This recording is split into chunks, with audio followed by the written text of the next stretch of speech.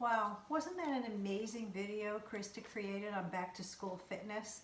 I was glad to see so many people appreciating it and sharing it.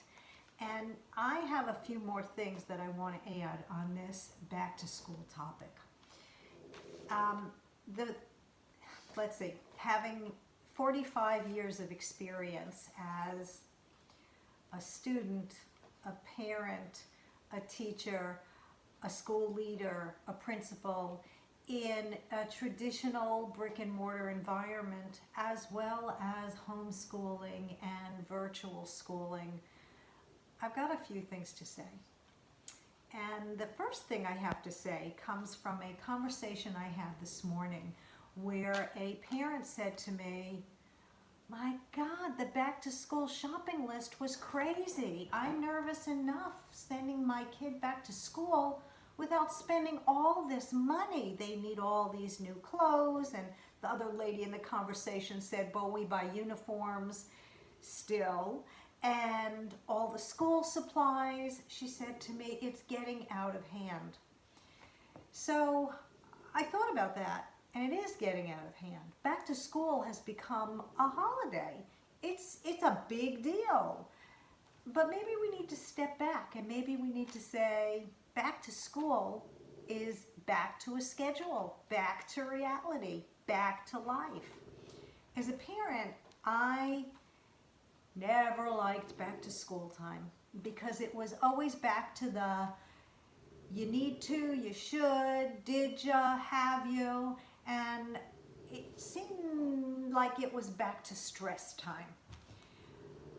I really liked sweet summer days of having, if we wanted, ice cream and watermelon for supper or swimming at 8 o'clock at night. But back to school is back to school. You gotta focus, you gotta get to bed early, you gotta get up early, you gotta be bright-eyed, you gotta be ready to learn. And yeah, it's all true. But I think that we need to look at this as yet another step in your child's amazing journey. And don't be stressed about it, because understand that they're going to school with experts and trust that expertise. And if you don't trust that expertise, get into that school, get into that program with sweet words and a kind voice, and let it be known that you're on the same team. You all want what's best for your child. The other piece of advice I have for you parents is keep talking. Keep talking. And sometimes as they get older, those kids seem like they don't want to talk to you anymore. Well, that's when you need to be listening even more carefully. I always got a lot of mileage in the car. Just like when I had a colicky or cranky baby, putting them in the car worked wonders. I would put them in the car, drive around the block, then they'd go to sleep, and I could just move them into the crib when we got home. Well, the car also works wonders for conversation.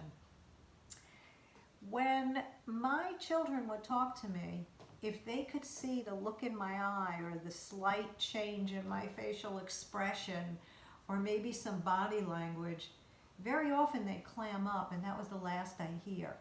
But magically, when I was driving and they were in the back of the car and they couldn't see my face and they couldn't really see my expressions, they talked and they talked and they talked. And it was important for me to be listening and non-committal. I was getting information, and that information always allowed me to be the best parent I could be. So that's information I have for parents. Information I have for teachers today, or in this back to school time, is I feel your pain. I also couldn't sleep the night before school started. It's hard to leave a vacation where you weren't ruled by the alarm clock waking you up in the morning, by a bell telling you when you had to move. You were your own boss. You could go to the bathroom whenever you wanted to go to the bathroom. How cool was that? Suddenly, you're thrust back into the classroom and you have a lot of bosses.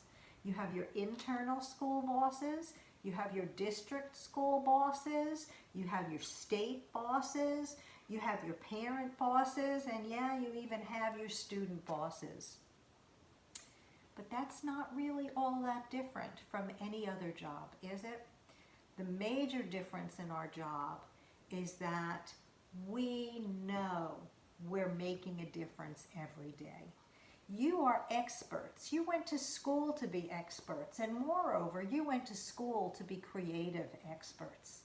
So when you are thinking about the frustrations that come with this profession, try and remember also the excitement you felt when you chose this profession. The excitement you felt when you stepped foot into that student teaching classroom and you knew that the world was your oyster and you were going to make a difference in the world. Yes, there are going to be demands. You are going to be asked to follow different kinds of educational philosophy that you don't agree with. So I say, open your mind. You might pick up a thing or two. And remember, you already know that good teaching is good teaching, is good teaching, is good teaching, and you are well equipped to do that. So good luck with that as you move into this new and exciting school year. One more thing about school personnel. With all the theories and everything else, there are really only two things that are required of you. One is to protect every one of those students, and the other is to impart learning to every one of those students. And everyone in that environment, from the school leader to the teacher to the support staff to the janitorial staff, everyone in that school has the very same job: protecting and educating. And lastly, my message is to the student. So for some of you, this is really exciting. You've been home, you haven't seen your friends in a while, you've got new school supplies maybe, you've got cool new clothes maybe, you have gotten 2 months older and you are way more exciting than you were in May or June. And that's all true.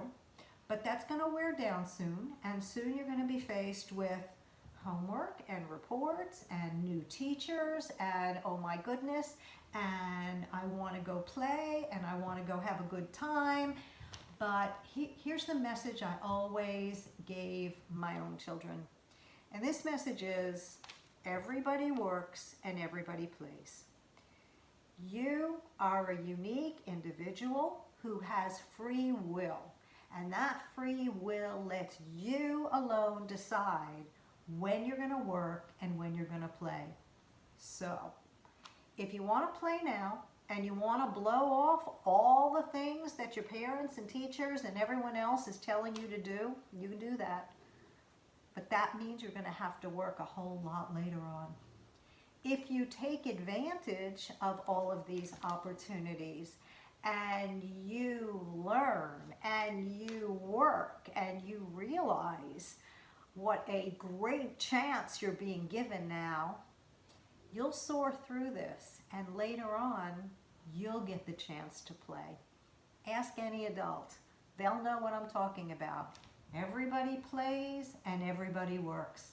I would suggest you work now so you can play later. And for everybody taking off on a new school year in whatever environment that is, good luck to you. Go in with your right foot and